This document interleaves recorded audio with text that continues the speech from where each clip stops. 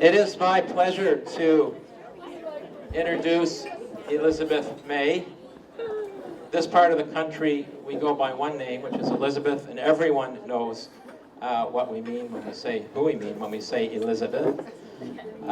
It's strange introducing Elizabeth in a way here in New Brunswick, because in this region of Canada, we are sort of all embedded in this weird, sort of odd web with all these connections.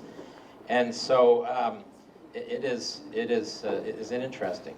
But I will say that it is incredible for all of us, the trail that Elizabeth May has blazed in politics in this country. She has, yeah.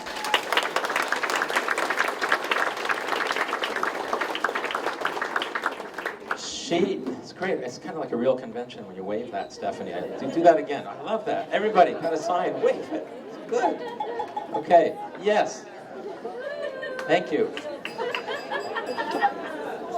It's good. Keep doing that. Okay. So this has made, in fact, a tremendous, our job as people involved in campaigns, as people involved as candidates, as leaders, that much easier, because she has broken down the barrier that stood in front of the Green Party to move forward in this country politically and build the trust and faith of Canadians to risk their vote in many ways, the way they were thinking about it, putting with a new party or a relatively new party is something that they needed to feel comfortable with. And Elizabeth has made everyone in this country, I think, feel comfortable that, given the circumstances, they could place their vote with the Green Party. So that's a wonderful thing. It's a wonderful gift to us all, Elizabeth. Thank you so much for all that you do. She is the hardest, Marlene didn't tell me how long. She is the hardest working MP, as we know, but she's the hardest working person. And here in New Brunswick, we have this thing where people say, well, do they know how to work when you are talking about a new person? Do they know how to work? Elizabeth May knows how to work. So please welcome Elizabeth May.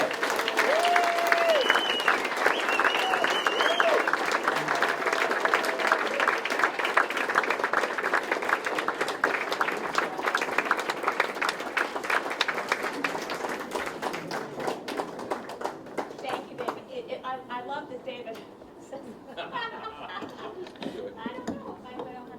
and it's a fabulous concept that it looks like a real convention when you wave the signs around. That makes my day for a statement of Green Party conventioneering. We're so busy talking about policy, we forget to wave our signs around. Because we're busy working. So we have no scripted parades, we have no special rock bands, although any moment now I'm sure balloons and confetti will fall from the... No, I don't think so. So there are a couple things there are many things I want to say, and I'm going to try to get them said in a reasonable amount of time, because as you know, there's more to come, including the fun part, the Green Gala, where Kathy Jones joins me on stage and points out to me that she'd like to kill me, but I'll tell you about that later. But anyway, you mentioned it earlier. Killing you? No, she's denying it now. Anyway, we're going to have fun. Taking your lobster, but not... No, okay, speaking of taking my lobster, my table wants to know, where are the claws? Right? Those lobsters were live not that long ago. And all of us know our crustaceans. We are, after all, Greens. We have a good rudimentary, and even better than rudimentary, understanding of biology and of crustaceans. And crustaceans in Atlantic Canada, being lobsters, come equipped with claws. So we'll be looking later in the kitchen. Anyone want to join me? We'll be doing a claw brigade. Which reminds me of the ecosystems of Atlantic Canada. And I'm wearing something, I've been wearing it all convention, and it's unusual in that it's not nice jewelry. And I'm wearing it for a reason. And I thought I wanted to start my speech tonight by telling you why I have my sister-in-law's crocheted green and blue thread holding what you might not know is a walrus tooth. And the reason I have a walrus tooth around my neck, it's something that even people in the Maritimes might not know, is that lobsters, I gotta go with the lobsters again. Breathe. Walruses were once endemic to the Gulf of St. Lawrence. There were once walruses in the Gulf of St. Lawrence. There was, in fact, a major walrus killing station on the Magdalen Islands. And that's where this tooth was found by Farley Mowat, who gave it to me a couple decades ago. And I've always had, I've had much nicer presents from Farley and Claire, but only when Claire bought them. And I have lovely gifts from Farley and Claire all over the place. But this is the one thing that genuinely Farley gave me, which was a lobster again, walrus tooth from the Magdalen Islands that he found there at where there'd been the walrus killing station. So this is the first summer I've ever faced without knowing I was going to be able to visit Farley. And he passed away in early May, just shy of his 93rd birthday. And his conversion to the Green Party was one of the most lovely ones I ever received.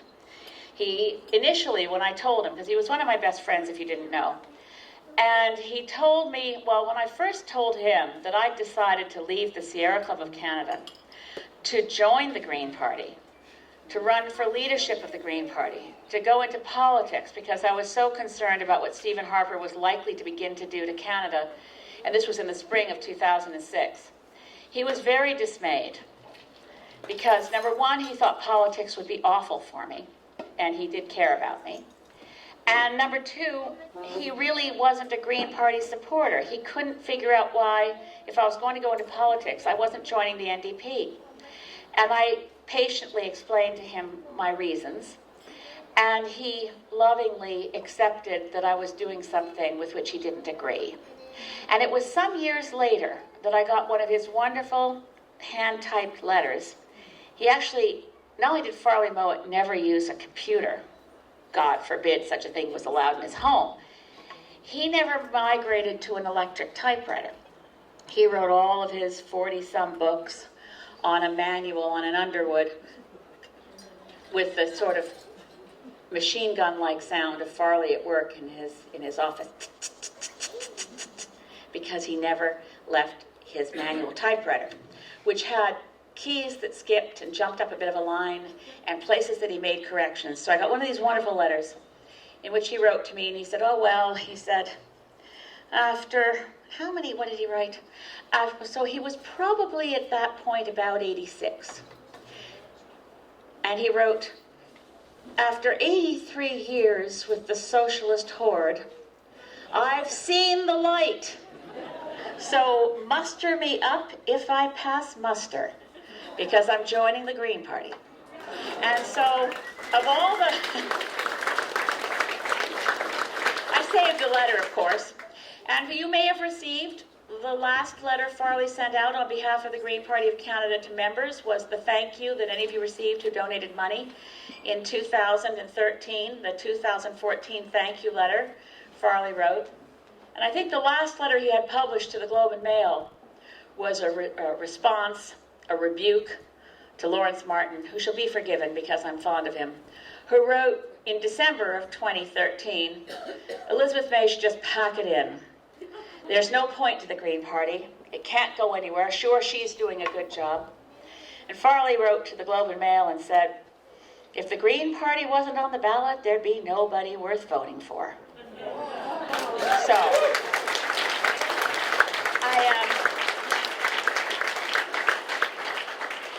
I do stand grateful to Lawrence Martin, because within about 10 days of him writing that we weren't going anywhere and should pack it in, we doubled the caucus.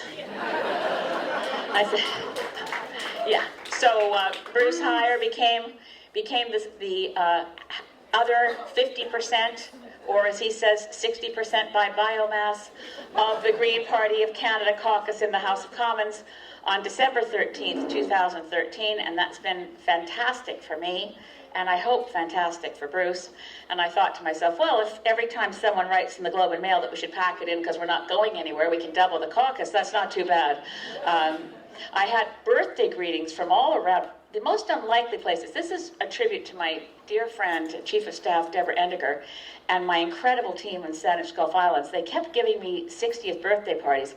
But because I turned 60 in June, and I'm now, I was always, of course, it's not like it's new, but I'm the oldest of all the party leaders, so I'm therefore, I can get older than them just because I turned 60. I was older than when I was 59.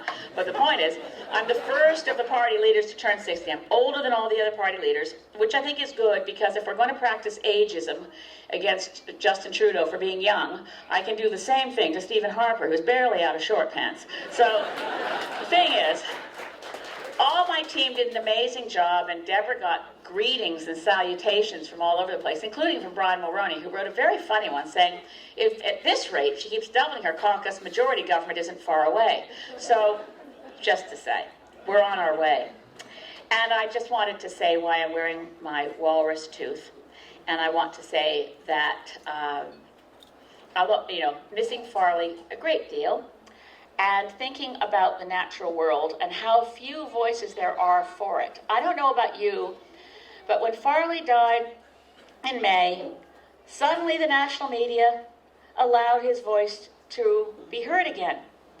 We had the repeat of interviews that he'd done with As It Happens, and the repeat of interviews that he'd done with The Current.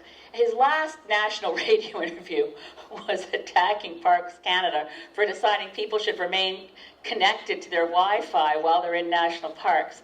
So it wasn't as if he was in any way losing capacity or voice or vigor in his last days. But Farley was channeling and speaking for all the things that are voiceless. For the whales, for the seals, for the birds, for everything that did not have a place in our political sphere. And he did it so clearly and so unrelentingly that I just wanted to pause for a moment before I start talking about what I intend to talk about, to say that I always counted on Farley in life to give me a good swift kick if it looked like the Green Party was going off the rails and becoming opportunistic and useless. And I'm counting on him to continue to do it from wherever he is at the moment. And if he doesn't, my daughter can do it.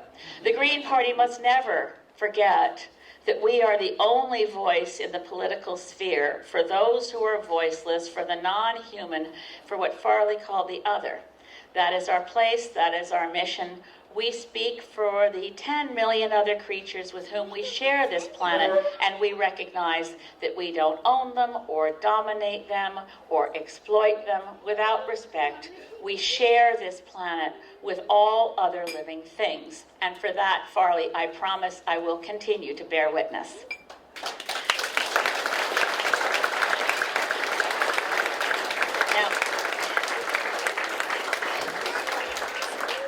Last night, some of you weren't with us last night. The room is more full than it was before, which is a shame because you all should have heard Brenda Sayers from the Hoopachasset First Nation, Vancouver Island, who talked about the bravery of that First Nation of 300 people in standing up against the Canada-China Investment Treaty.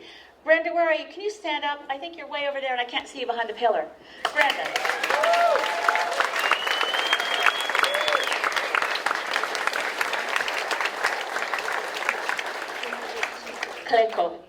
Thank you, Brenda. The thing I wanted to say is her speech was so fantastic. If you missed it, I hope we're going to have it online somewhere that people can watch it. I know we live streamed it at the time.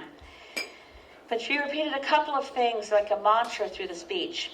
We need to put things back in order, the way it used to be. We need to put things back in order, the way it used to be. This morning we had a quite extraordinary panel of brilliant speakers of great depth of knowledge and understanding about the loss of evidence, as Holly Dressel put it, I think, the dumbing down of discourse and the destroying of evidence. Holly Dressel over there spoke to healthcare policy, Tom Duck spoke to the destruction of scientific evidence. Tom, you're here somewhere. There you are. And Kevin Page had to go home to see family, but Kevin Page, our former parliamentary budget officer, spoke about the destruction, in fact, the decision to ignore the existence of any evidence that regressive government policy could possibly cost anything, thus shutting down debate by pretending there's no cost. It was during their panel that I started thinking about what I was going to say tonight, because I thought everyone in this room knows the litany of destruction, not necessarily every single incident of massive destruction of the Canada we love since 2006. And of course, it didn't just start then, but it's been at its most vile since 2006.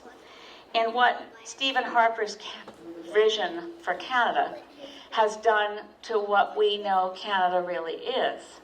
And I thought, rather than focus on what has been done, I'd like to focus on how, in Brenda's words, we need to put things back in order, the way it used to be, the vision for the post-Harper Canada, which we need to start building now, so we know what we do once he's gone and we have a chance to put things back in order.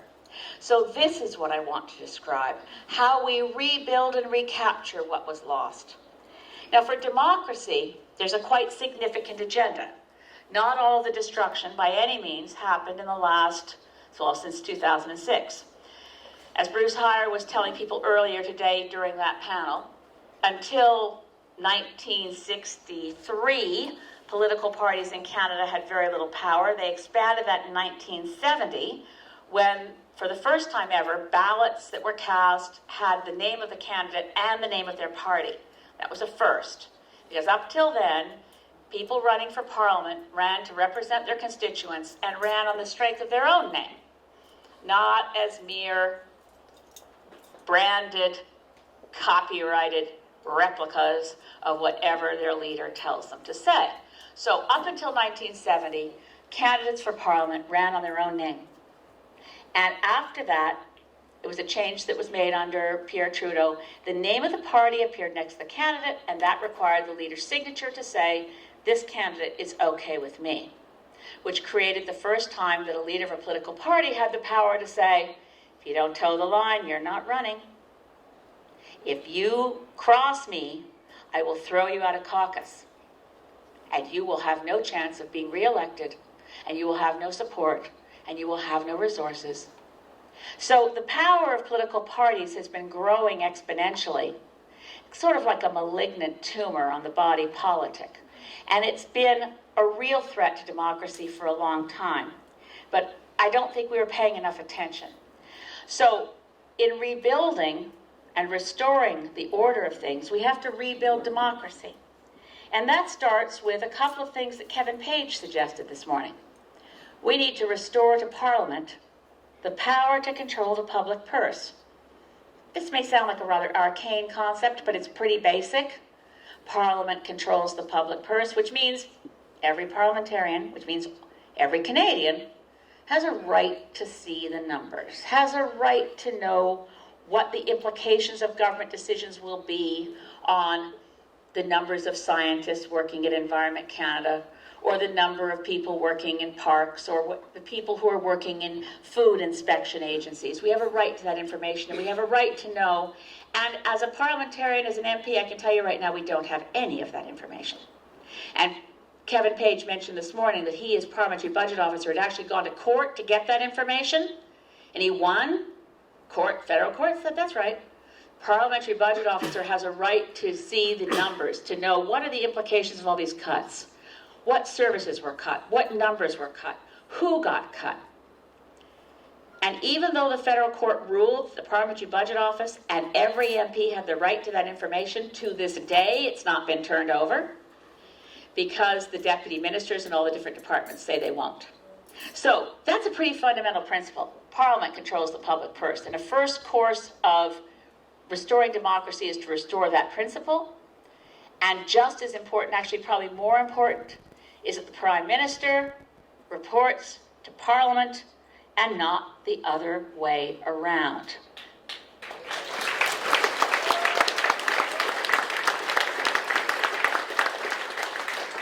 There's a concept called the supremacy of Parliament. Parliament is supreme. I'm a member of Parliament, which means I'm a member of government. I may be part of the government that is in Her Majesty's loyal opposition. Stephen Harper is in charge of one thing, which is the cabinet, which is the executive branch, but it's not Stephen Harper's government. It's the people of Canada's government. And that principle needs to be restored. I'm going to have to speed up because as I realize all the things that need to be restored, I'm going to have to cover them a little faster. But absolutely fundamental to a healthy democracy is understanding that in Westminster parliamentary democracy, all MPs are equal, and the Prime Minister is first among equals.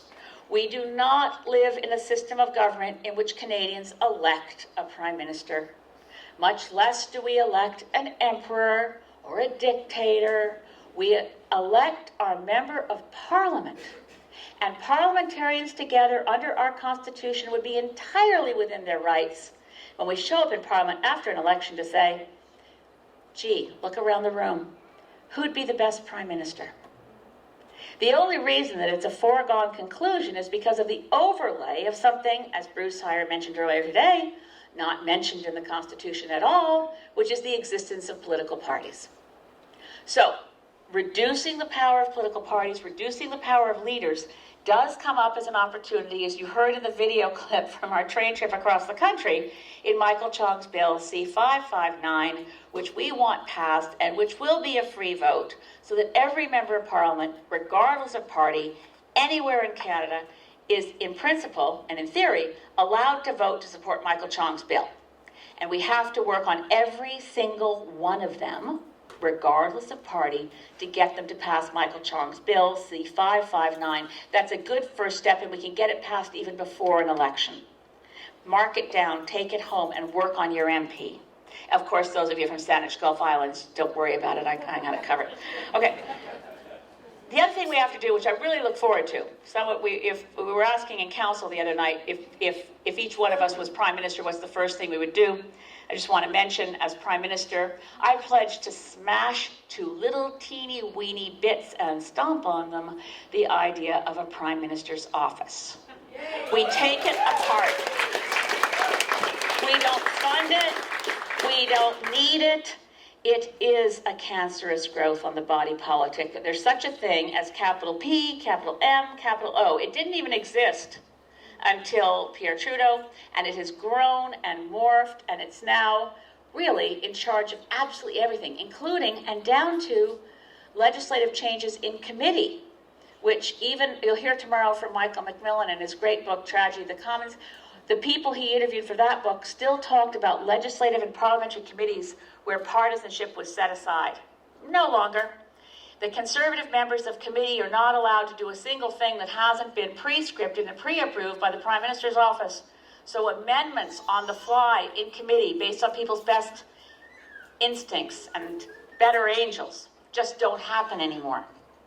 So we need to eliminate the Prime Minister's office, except for what it was under Lester B. Pearson, and I had it on good authority because I asked Tom Kent, who was Lester B. Pearson's principal secretary in the Pearson administration.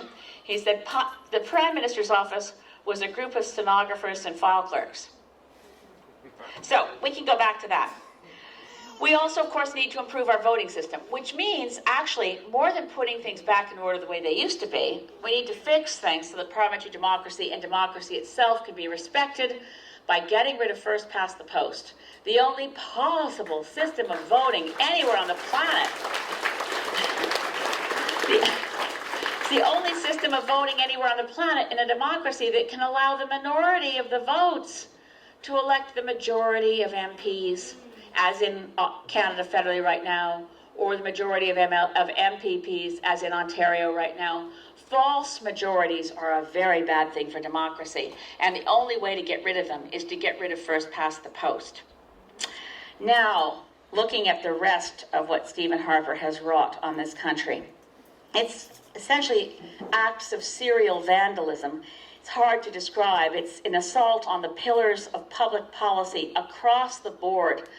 Many people are most familiar with what happened under Bill C-38, the omnibus budget bill that we fought as hard as we could, that changed and destroyed most environmental laws. But it doesn't stop there. It goes to citizenship and immigration. It goes to criminal law. It goes to public policy, Statistics Canada, healthcare, everything.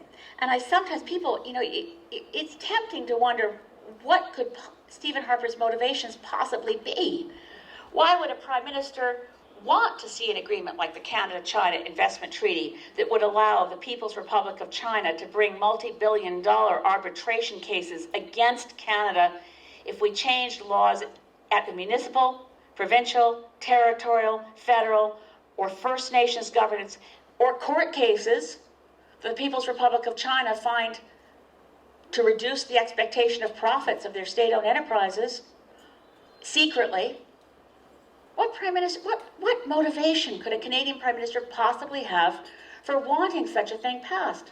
So I have a hard time, I try to figure out Stephen Harper's motivations, just because, it's of mild interest. I have tried to get to know him. I have to say, I've said this before, and you probably all know how I feel, but the people with whom I work in Parliament are wonderful people. I'll return to this point. I genuinely care for and love 80-90% of them easily. The others I have a harder time. So what could be the motivation? It occurred to me the other day that the extent of destruction that Stephen Harper has visited on public policy, the old metaphor of the bull in the china shop came to me. But yeah, it's like a bull in a china shop. Well, bulls in china shops don't have motivation. A bull simply can't get through a china shop without smashing absolutely everything. And it may be that Stephen Harper has no larger plan, except that he likes destroying things. Maybe he thinks when he's absolutely broken everything in Canada, it will be in the state he hopes for. I don't know what his motivations are, but I know we got a lot of work to fix what he's done. So starting with what we need to fix, been trying to figure out if it's a national recovery strategy or a healing and renewal program. My daughter suggested the right word might be Canadian rehab, but I don't want to bring Rob Ford into the conversation. We will need a massive citizen mobilization on the order of what any nation does when it emerges from a period of conflict and war and destruction and needs to rebuild a healthy society for a peacetime economy. That's the nature of the challenge. We will need to rebuild and restore Statistics Canada. We will need to have a neutral, professional system that collects information and data so government knows what it's doing.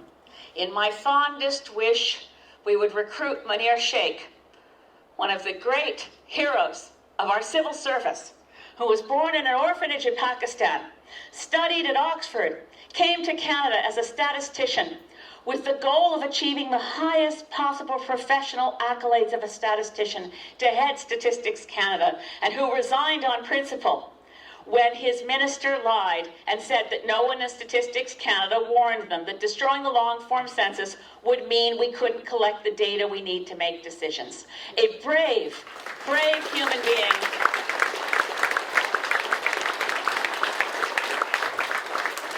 I would love to ask Munir Sheikh to come back and run Statistics Canada. We need to address and fix the criminal justice system.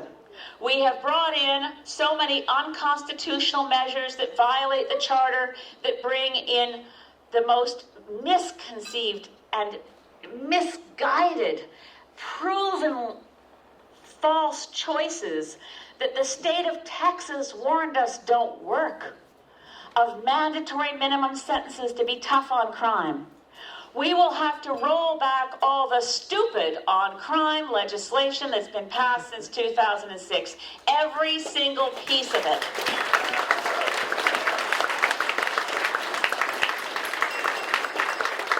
And we'll have to rebuild the Law Reform Commission. which was destroyed and eliminated in 2006. We'll have to bring back the Court Challenges program so that marginalized groups and disadvantaged peoples can afford to go to court to prove their charter rights. We will need to revisit the fundamental principles of the Canada Health Act. We will need to ensure that the 50% of funding that's needed to ensure public health care through a single-payer system is restored, and uncouple it from economic growth, which, as Holly Dressel told us this morning, is absolutely perverse. And we will have to ensure that we enforce the Canada Health Act so that private medical services and clinics do not begin to creep into our system. Because as they creep in, they create the engines of destruction that will allow U.S. for-profit insurance companies to sue us under Chapter 11 of NAFTA. I'll come back to NAFTA.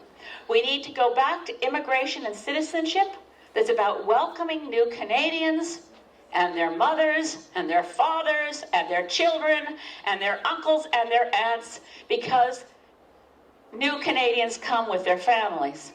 And I can tell you that in Saanich Gulf Islands, which is not a multicultural riding, 85%, maybe 90% of our caseload working to help constituents, and it's hundreds of people, are looking for help to reunite families.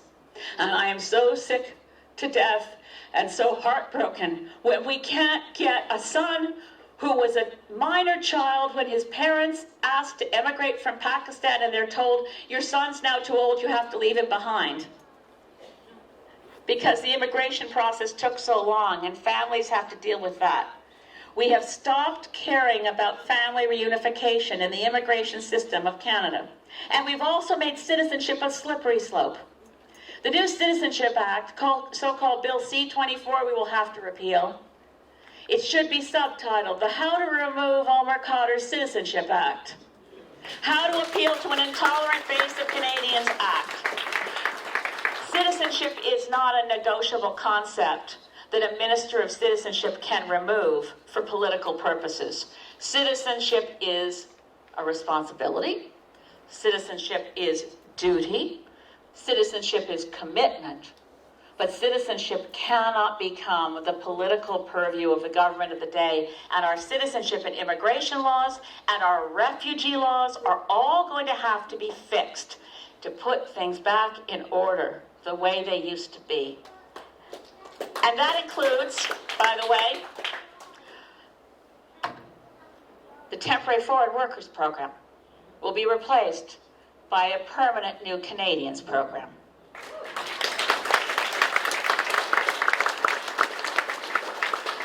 And then the destruction of Bill C-38. We will have to restore the Fisheries Act, including all the scientists who were fired, all the habitat fisheries scientists who've been laid off across the country will have to be rehired.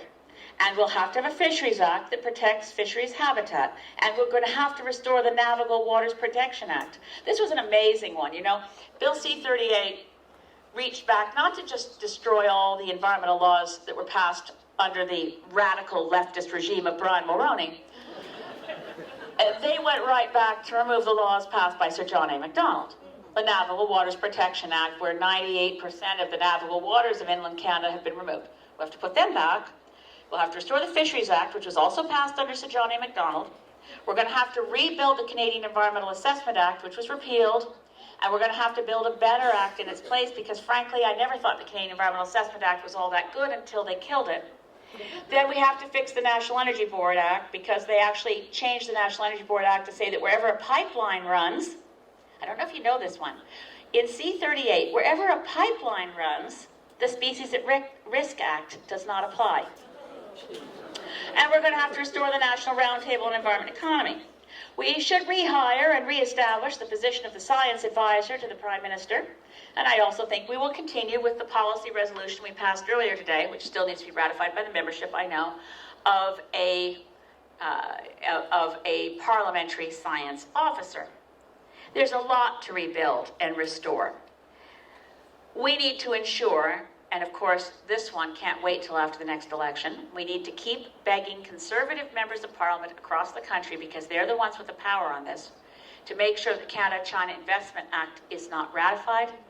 And thanks to the Hupachasset First Nation, if they have to keep going to court to stop this agreement from being ratified, we have to keep donating to that case to make sure that if they have to go all the way to the Supreme Court of Canada, they have that right, and they are fully supported, because they are fighting the case and they are fighting the fight for all Canadians, because the Canada-China Investment Act is quite simply the greatest threat to Canadian sovereignty since 1867.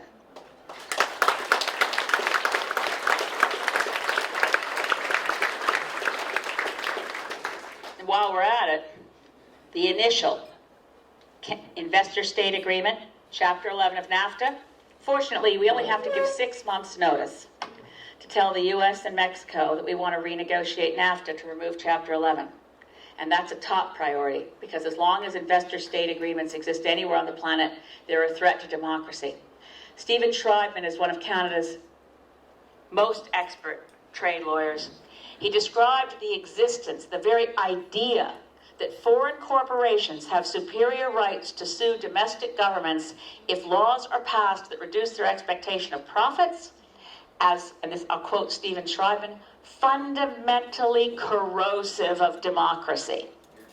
They are dangerous, and we must stop them from being implemented ever again.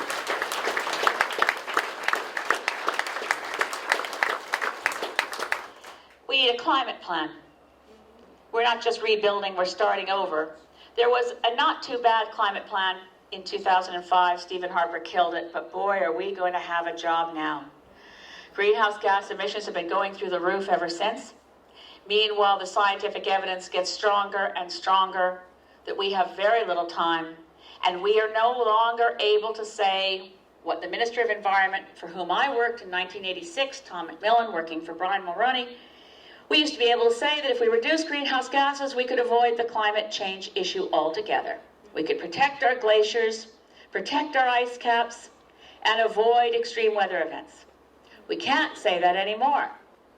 We've already unleashed so much pollution. We've treated our global atmosphere as a garbage dump for the products of burning fossil fuels to such an extent that we've changed the chemistry of the atmosphere and we can't change it back. When people in Fredericton talk about Hurricane Arthur, all through this beautiful city, you see the uprooted huge trees, you see the damage to homes, you see that they've lost so much of the urban forest. 4,000 trees in Fredericton, New Brunswick, in 3 days. And that hurricane was, by the way, the first hurricane of the season. Usually occurs around August 10th. According to the National Hurricane Service of the United States, the first hurricane of the season usually hits North Carolina around August 10th. This was the earliest hurricane to make landfall since they started keeping records in 1851. Now, we don't necessarily know that that's connected to the climate crisis. On the other hand, we know that every climate scientist has been telling us for decades that destabilizing the global climate will result in extreme weather events of increasing severity and frequency. More heat waves, more droughts, more floods, more storm surges, more loss of ice, more fires. And we're seeing them all, and yet we live in this little bubble of cognitive dissonance. We pretend that somehow day to day people aren't dying because of the climate crisis. So we know that it's too late to stop the glaciers from being in rapid retreat. And we know that it's too late to tell people we can go back to the climate we had 30 years ago. We can restore that. But it's not too late to step up our commitment to move to a fossil fuel-free economy, one that does not allow climate change to destroy our kids' future. And we're not talking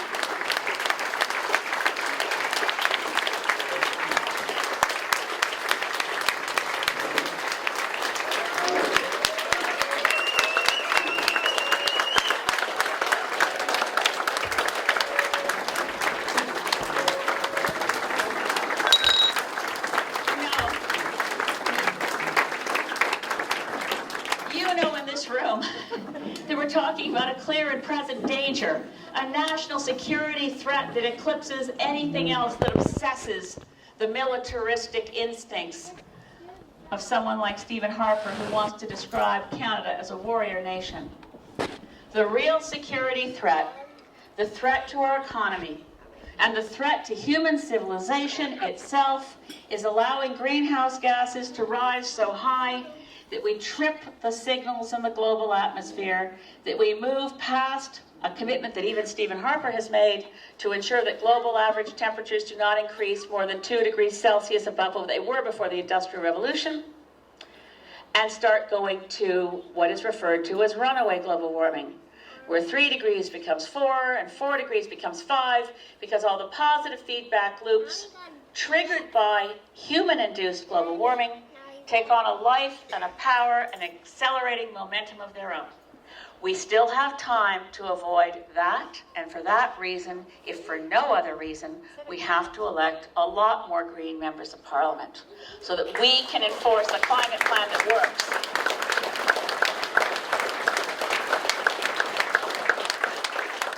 And another challenge for us, which is a big one, is we're going to have to rebuild our global reputation. Canada's international reputation has been so tarnished, essentially lost. We were respected around the world as a country that invented peacekeeping. Lester B. Pearson won the Nobel Peace Prize for inventing peacekeeping. We no longer contribute more than a handful of peacekeepers as boots on the ground to help. We refused the request from the United Nations to the Democratic Republic of Congo to send 4 people. They wanted 4 people. They wanted generals. We didn't send them because we said we couldn't spare them. And I think it's really that they're allergic to peacekeeping as a concept. We've lost our global reputation, obviously, withdrawing not only from the Kyoto Protocol, but from the UN Convention on Desertification, Drought Desertification. You know, do you remember what John Baird and Stephen Harper said when they took us out of the Convention on Drought Desertification? There was no press release to announce they'd done it. It was discovered on a website that we'd withdrawn. And what they said was, it cost us $230,000 a year, and it was just a talk fest. They spent more money on the bamboo for the rented pandas. In panda equivalents, the UN Convention on Drought Desertification was a bargain. And it built up our international reputation, and it allowed us to maintain our relationship with other nations. I want to at least touch on what's happening right now in Israel and Gaza, and the Palestinian people and the Israeli people, and say, from the bottom of my heart, that Israeli children and Palestinian children have an equal right to be free of bombardment. And I condemn Hamas as a terrorist organization for sending missiles into Israel. But the Israeli retaliation and the invasion of Gaza violates international law and humanitarian norms, and any Prime Minister of Canada worth his or her salt would say that as a friend and ally of Israel, you've gone too far. You must move to peace talks.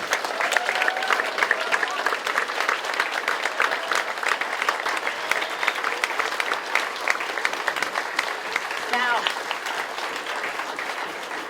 this is a big agenda for Canada's rehabilitation and restoration as a country that we know and love and respect. We are going to have to rebuild the CBC. We're going to have to invest in public broadcasting. We're going to have to make sure we have documentaries. I mean, documentaries are dangerous if you don't want democracy. If you want to erase your collective memory and enter into a stage of early dementia as a nation so you don't remember who you are, documentaries are dangerous, and that's why they're not funded anymore. We're going to have to do things to break apart the monopolistic national media concentration of power in vertically integrated corporations that allow in New Brunswick, the Irvings control all the media, control the refineries, and the hockey teams, and the deals they get. This is an interesting one. And the forests, and the mills. And the politicians. So, how do we rebuild? rebuild. The good news is a lot of people say that's going to cost so much because Stephen Harper has cut into the civil service so deeply that to hire back all those people is going to cost us so much. So here's where I want to share some good news, some empirical good news. Here's the secret. Stephen Harper hasn't cut the civil service. It's bigger than ever. Yeah, it's 14% bigger than it was in 2006. It's got 34,000 more civil servants than it did in 2006. You can guess they're not in Environment Canada, and they're not at Fisheries and Oceans. They are in, there's a big increase in the bureaucracy, not the soldiers, not our military, but the bureaucracy at DND, Corrections Canada, Public Safety Office, it went up by over 52%. One of the big increases, which is interesting, is in what's called Information Service Officers. They've gone up by 15%. Because their job is to go to international scientific conferences and follow around our researchers and scientists and make sure they make no unauthorized utterances to media. 15. So we can reallocate resources within the existing operation of the Government of Canada. Former General Andrew Leslie did a study for the Department of National Defense to figure out how it could rationalize that and discovered that his recommendations, they could save billions if they stopped employing external consultants for advice to DND. I think that's a good one. So we know there's places to save. And we know another one that's unusual. We think that the spending on science has gone way down. So how are we going to restore the spending on science and research? So more good news. Spending on science has not gone down. Just the kind of science that we are funding that has changed. So, current spending on science and research must, according to Budget 2012, be, quote-unquote, business-led and industry-relevant. So that's why there's no science, there's no money for climate, there's no money for ozone, there's no money for freshwater science or fisheries or anything like that, because they've decided that it's not business-led and industry-relevant, but the money's still there. So that's good news. Now, where else can we find some money? Because we're going to need money to rebuild everything that was wrecked, right? This is a massive rehabilitation, rebuilding project. Every Canadian is going to have to put a shoulder to the wheel and figure out how do we fix all the stuff that got broken. It's a good agenda. It's good to think past Harper. Well, how do we do this? Well, I have some more good news. Thanks to Stephen Harper cutting corporate tax rates so deeply, Canada's corporate tax rate is now half that of the United States. It's the lowest in the industrialized world. So Mark Carney, another radical leftist, the former governor of the Bank of Canada, started calling it dead money, referring to the amount of money in excess profits that's no longer taxed, that corporations are not, a la the Harper speak, going to job creators. They are not creating jobs. Where is this money going? It's sloshing around in the bank accounts of corporations in Canada. Mark Carney called it the dead money. How much dead money is there? Well, more good news. There's $600 billion of dead money sloshing around at the moment in the bank accounts of our corporations because we stopped taxing them. That's the equivalent of 32% of our GDP. I mean, billions, you can lose track of billions easily, but I can promise you that's an awful lot of money.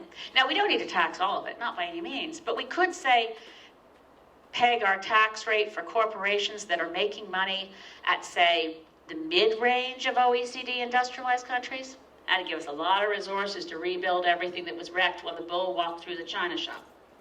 So, I say to the dead money, and this is one of my hallelujah moments, right? Dead money. I'm going to stand outside the tomb and, like Lazarus, ask you to stand up and walk. Run, if you will. Create jobs, move across the country. We will use that dead money. We will revitalize that dead money. We will raise that money from the dead, and it will rise from the tomb and help us do all the things we have to do to rebuild Canada. So, amen.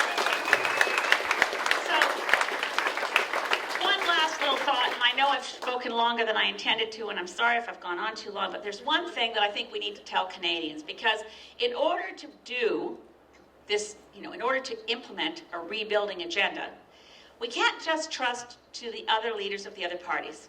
They're nice people, and they're from nicer parties potentially, although I have to say there's a ton of really lovely conservatives who are entrapped in the system in which they find themselves. But there are also a lot of lovely liberals and New Democrats who can't say anything they really believe either. So here's what we need to do.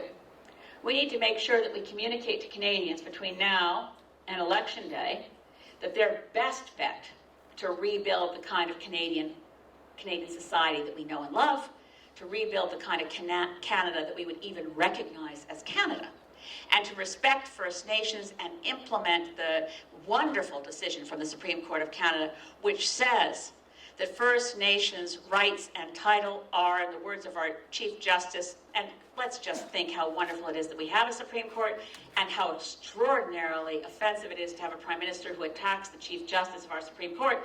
But in the words of Beverly McLaughlin, God bless her, Chief Justice of the Supreme Court of Canada, a unanimous decision, she said, Aboriginal title is what it is. It's title. It's title.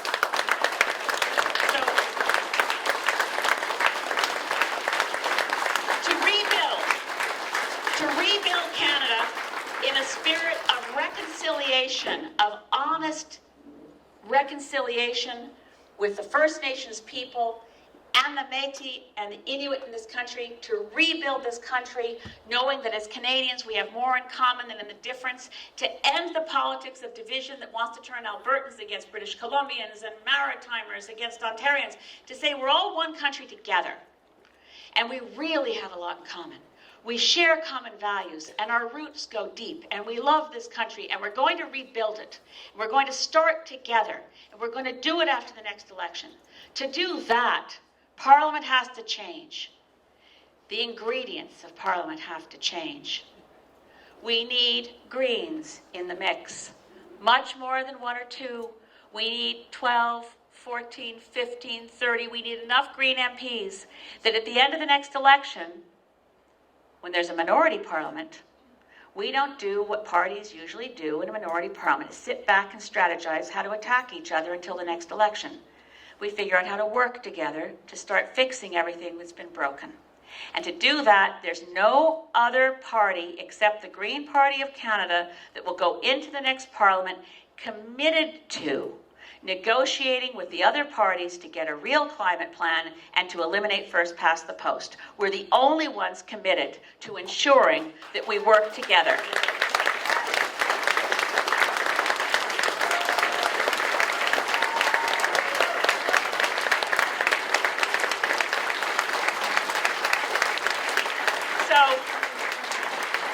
When you're going door to door, you're talking to your friends, and people say, oh, a vote for the Green Party. I don't want to waste my vote.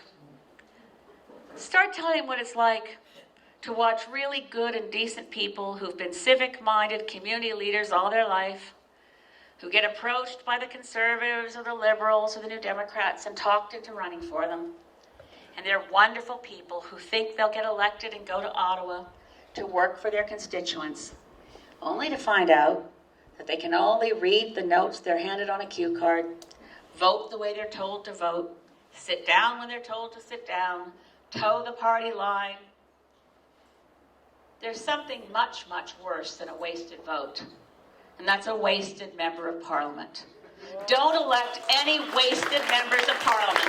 Elect Green Party members of Parliament who will fight for the constituents, fight for the voiceless, work for constituents across this country, and fix all the things that have been broken. And with Green members of Parliament, we will put things back in order the way they used to be, with respect, love, cooperation, hope, and a deep commitment to our kids, our grandchildren, to the planet itself. We will not compromise. We will never, ever surrender our principles for short-term partisan advantage. We don't work for power. We work for Canadians. We believe that Canada is the most extraordinarily blessed and wonderful society. And we need to remind Canadians who we really are.